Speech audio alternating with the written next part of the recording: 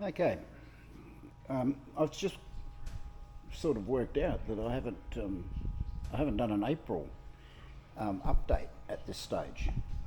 That's uh, that's a bad thing. So let's. It's not going to take very much to do it. Not that I've sort of done very much. I'll try and do it as best I can from memory. We earlier on in April, I was working on the engine cowl, which I guess some of you probably figured that I've abandoned altogether. In fact, I didn't. I had advice from one of our neighbours who is quite an expert at fiberglass, and instead of trying to modify the cowls, which what I was going to do, and I've explained this quite a few times I guess in previous videos, is basically cut this cowling, cut about a foot or 18 inches out of the middle of it, basically cut the rocker cover lumps, or the pretend rocker cover lumps, out, and then rejoin the front of the cowl onto the back of the cowl. Now, my neighbour suggested that's probably not the easiest way to go, and as a matter of fact, what I could possibly do is make a new cowl completely from scratch. Well, yeah, I didn't think that was a particularly good idea, but he does. But in the last few days, I've sort of come to the conclusion that I can cut the back out of the cowl because I know it fits the fuselage perfectly, and if you've seen my previous videos, you'll know that I've already done that connection. So I can cut the middle section of the cowl out, and instead of trying to join the old front section onto the back of the cowl, using this nice blue foam here, I'll make a new curved front part of the cowl and join it straight onto the back of the cowl that attaches to the fuselage quite well. So that's my current line of thinking, but I didn't abandon the job, but that's how I work. If I get presented with a problem that I can't solve, then I don't go on. I'll actually put a lot of thought into it and a lot of effort to try and figure it out. And that's what I've come up with. I will do my best to make a new front for this cowl. It has to be easier than making a whole cowl up from scratch.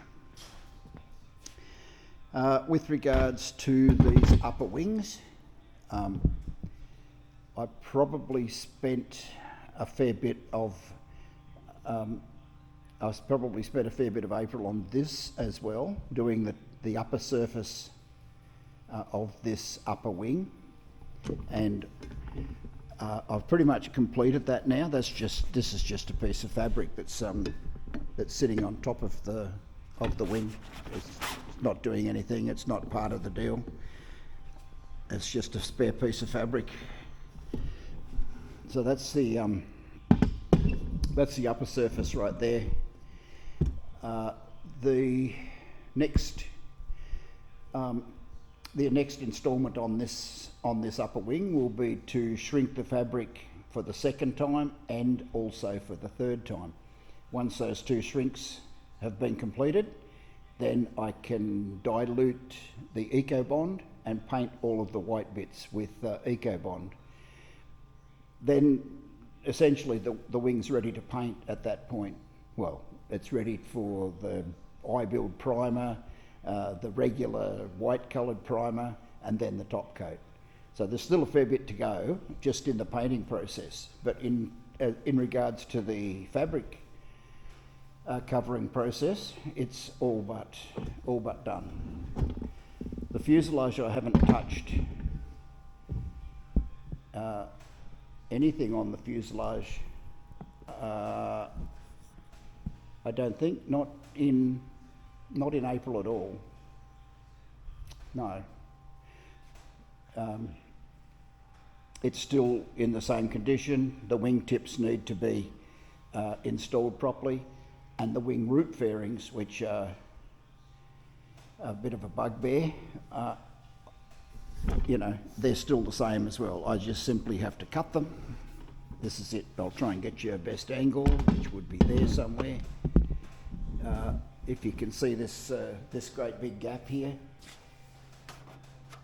So I need to cut this somehow and reshape it so that it matches the leading edge. And I just simply haven't done it. I've got some sort of a plan of attack, but that's all, just some sort of a plan of attack. The other upper wing,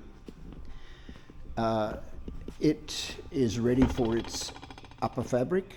Matter of fact, I will roll that fabric out this afternoon and get ready to attach it to that wing, and then that wing will catch up with this one, hopefully fairly quickly.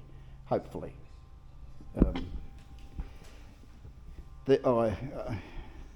This is not really part of the April update, but I bought a couple of engine stands off eBay, which is what these red things are here, to attach. And I just made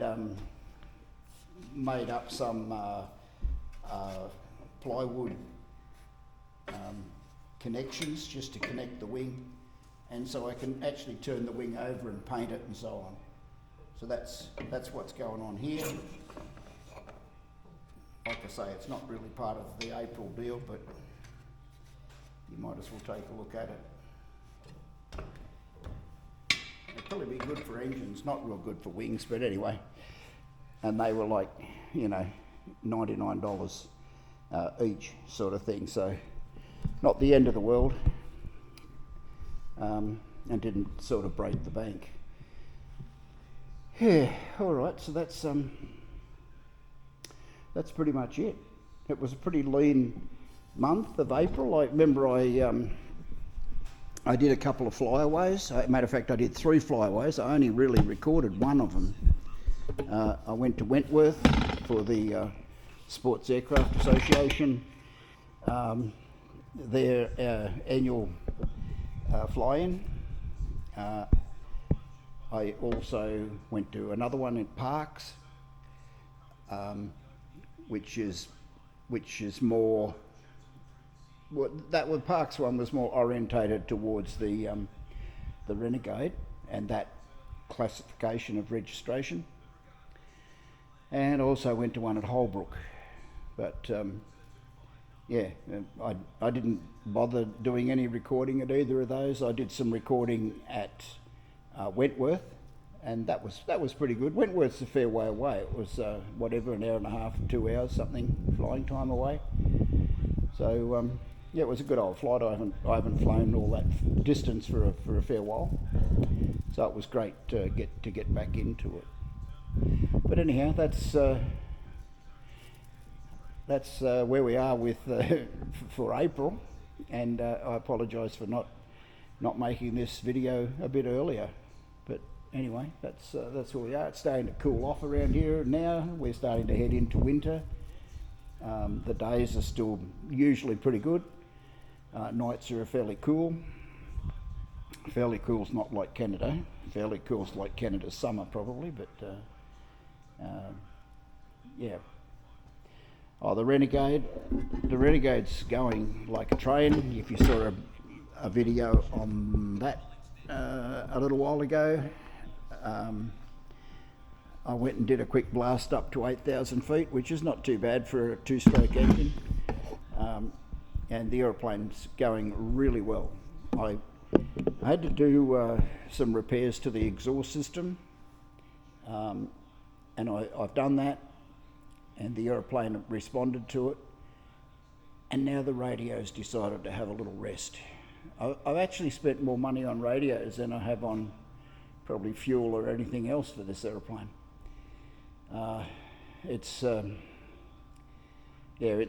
charging system just isn't all that stable, and the first thing that notices that, of course, is the radio.